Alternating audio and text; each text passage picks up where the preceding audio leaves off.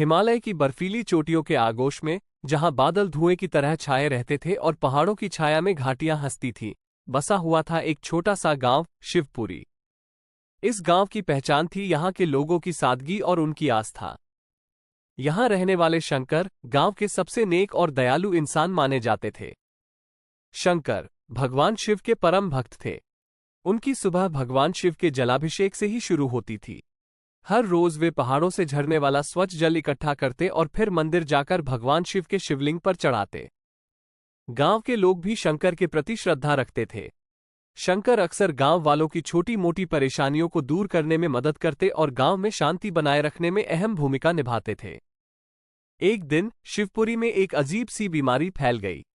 ये बीमारी तेजी से फैल रही थी और छोटे बच्चों से लेकर बूढ़े तक हर कोई इसकी चपेट में आ रहा था। इस बीमारी के लक्षण भयानक थे। तेज बुखार, कमजोरी और शरीर पर लाल चकत्ते बनना, ये इस बीमारी की पहचान थी। गांव में कोई वैद्य नहीं था और दवाइयां भी नहीं थी। गांव वालों में डर का माहौल छा गया। शंकर को गांव वालों का ये दुख देखकर बहुत तकलीफ हुई। रात को सोते समय उनके मन में बस यही ख्याल था कि गांव वालों को कैसे बचाया जाए। उसी रात शंकर को एक अजीब स्वप्न आया।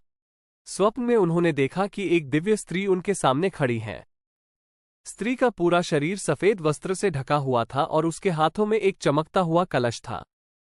स्त्री का चेहरा शांत और दयालु था, उसकी आंखों में करुणा झलक रही थी। स्त्री ने शंकर से कहा, शंकर, मैं मां गंगा हूं। तुम्हारी भक्ति से मैं बहुत प्रसन्न हूं। तुम्हारे गांव में फैली बीमारी का इलाज सिर्फ मेरे पवित्र जल से ही हो सकता है, लेकिन हिमालय से निकलकर मैं मैदानी इलाकों तक नहीं पहुंच पा रही हूं। मुझे रास्ता दिखाओ। शंकर नींद से चौंक पड़े। उन्हें एहसास हुआ कि यह कोई साधारण स्वप्न नहीं था। शायद यही मां गंगा का संकेत था। सुबह उठकर उन्होंने पूरा सपना गांव वालों को सुनाया। गांव वाले भी इस चमत्कारी स्वप्न को सुनकर हैरान रह गए। उन्होंने शंकर से कहा, शंकर जी, आप मां गंगा को लाने के लिए जरूर हिमालय जाएं। हम सब आपकी मदद करेंगे। यह फैसला आसान नहीं था। हिमालय की ऊंचाई और वहां तक का कठिन रास्ता शंकर को भी चिंता में डाल रहा था। लेकिन गांव वालों की पीड़ा और मां गंगा के आदेश को नकारना भी उनके लिए असंभव था। उस दिन से शंकर ने मां गंगा को लाने की तैयारियां शुरू कर दी। गांव वालों ने उनके लिए रास्ते का खाना, गर्म कपड़े और एक मजबूत लाठी का इंतजाम किया। शंकर ने भगवान शिव से प्रार्थना की कि वे उन्हें इस कठिन यात्रा में सफल बनाएं और मां गंगा को रास्ता दिखाने में उनकी मदद करें। उन्होंने मंदिर में पूजा अर्चना की और अगले ही दिन सुबह सूर्य निकलने से पहले ही हिमालय की यात्रा पर निकल पड़े। पहाड़ों का सफर आसान नहीं था। पतली हवा और ठंड शंकर के लिए चुनौती बने हुए थे। रास्ते में जंगली जानवरों का भी खतरा था। एक रात घने जंगल में शंकर को एक बाघिन की दहाड़ सुनाई दी। वो डर से थरथर कांपने लगे, लेकिन उन्होंने हार नहीं मानी। शंकर ने भगवान शिव का ध्यान किया और जोर से ओम नमः शिवाय का जाप करने लगे। उनकी आवाज जंगल में गूंजने लगी। थोड़ी देर बाद उन्होंने देखा कि एक विशाल नंदी उनकी तरफ आ रहा है। नंदी की गर्दन पर सवार थे एक साधु, जिनके चेहरे पर दिव्य प्रकाश झलक रहा था। साधु ने शंकर को आश्वासन दिया, भयभीत मत हो शंकर, मैं भगवान शिव का दूत हूं। उन्होंने तुम्हारी भक्ति से प्रसन्न होकर तुम्हारी मदद के लिए मुझे भेजा है। यह नंदी तुम्हें हिमालय तक पहुंचाएगा। शंकर ने राहत की सांस ली और साधु को प्रणाम किया। वह नंदी की पीठ पर बैठ गए और साधु उनके पीछे बैठ गए। नंदी तेजी से चलता रहा। पहाड़ों की कठिन चढ़ाई और घाटियों को पार करते हुए कुछ ही दिनों में वे हिमालय की बर्फीली चोटियों के पास पहुंच गए। वहां पहुंचकर शंकर ने साधु को धन्यवाद दिया और उनका आशीर्वाद लिया। साधु ने कहा, शंकर, अब मां गंगा को रास्ता दिखाने का काम तुम्हारा है। तुम्हारी भक्ति ही तुम्हारी राह बताएगी।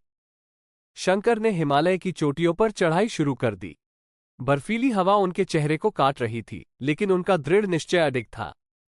कई दिनों की कठिन चढ़ाई के बाद उन्हें एक गुफा दिखाई दी।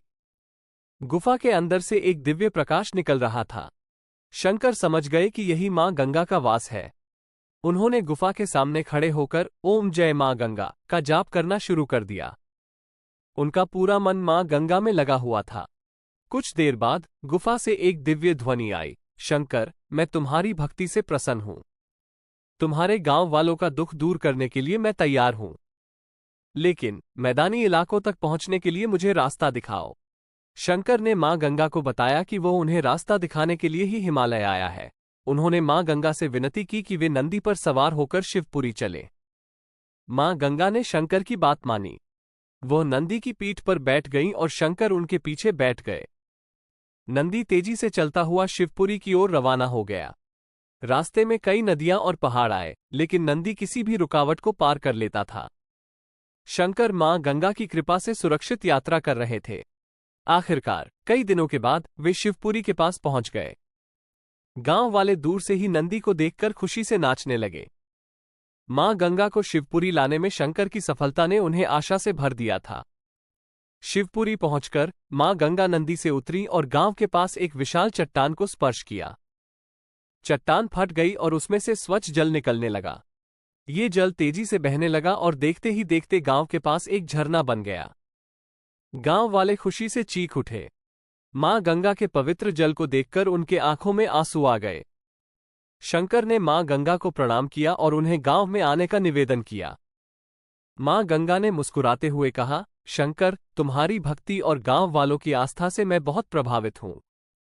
मैं यहीं रहकर गांव वालों की रक्षा करूंगी। ये झरना हमेशा बहता रहेगा और इसका जल गांव वालों के लिए कल्याणकारी होगा। शंकर ने मां गंगा को धन्यवाद दिया। गांव वालों ने मां गंगा के आगमन का जश्न मनाया। बीमार लोग झरने के पवित्र जल में स्नान करने लगे। धीरे धीरे गांव में फैली बीमारी खत्म होने लगी और गांव वाले स्वस्थ होने लगे। मां गंगा के आने से शिवपुरी का वातावरण बदल गया। गांव में हर तरफ खुशहाली छा गई। गांव वालों ने शंकर की जमकर प्रशंसा की। शंकर की भक्ति और दृढ़ निश्चय की बदौलत ही मां गंगा शिवपुरी आई थीं। कुछ समय बाद शिवपुरी के पास स्थित एक राज्य का राजा विक्रमादित्य बीमार पड़ गया। राजा के वैद्य भी उसका इलाज नहीं कर पाए। एक दिन राज दरबार में एक व्यक्ति आया और उसने बताया कि शिवपुरी में मां गंगा का पवित्र झरना है, जिसके जल से कई तरह की बीमारियां दूर हो जाती हैं। राजा विक्रमादित्य ने उस व्यक्ति की बात सुनी और शिवपुरी जाने का फैसला किया। वह शिवपुरी पहुंचा और मां गंगा के झरने के पवित्र जल में स्नान किया। कुछ ही दिनों में उसकी बीमारी ठीक हो गई। राजा विक्रमादित्य मां गंगा का आशीर्वाद लेकर शिवपुरी से जाने लगा, लेकिन जाते समय उसने शंकर को देखा और उनके चरणों में गिर गया। उसने शंकर से माफी मांगी। क्षमा करें शंकर जी, पहले मैं आपकी भक्ति को समझ नहीं पाया, लेकिन आपकी भक्ति और मां गंगा की कृपा से ही मेरा इलाज हुआ है। शंकर ने राजा विक्रमादित्य को उठाया और कहा, राजन, भक्ति का मार्ग यही है, विनम्रता और सद्भावना। आप स्वस्थ रहें, यही मेरी कामना है। राजा विक्रमादित्य अपने राज्य लौट गया। उसने शिवपुरी के मां गंगा के झरने की ख्याति दूर दूर तक फैलाई। दूर दूर से लोग शिवपुरी आकर मां गंगा के दर्शन करने लगे और उनके पवित्र जल में स्नान करके अपने कष्ट दूर करने लगे।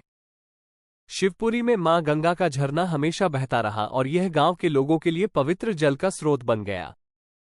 ये कहानी हमें सिखाती है कि सच्ची भक्ति और दृढ़ निश्चय से कोई भी कार्य असंभव नहीं है।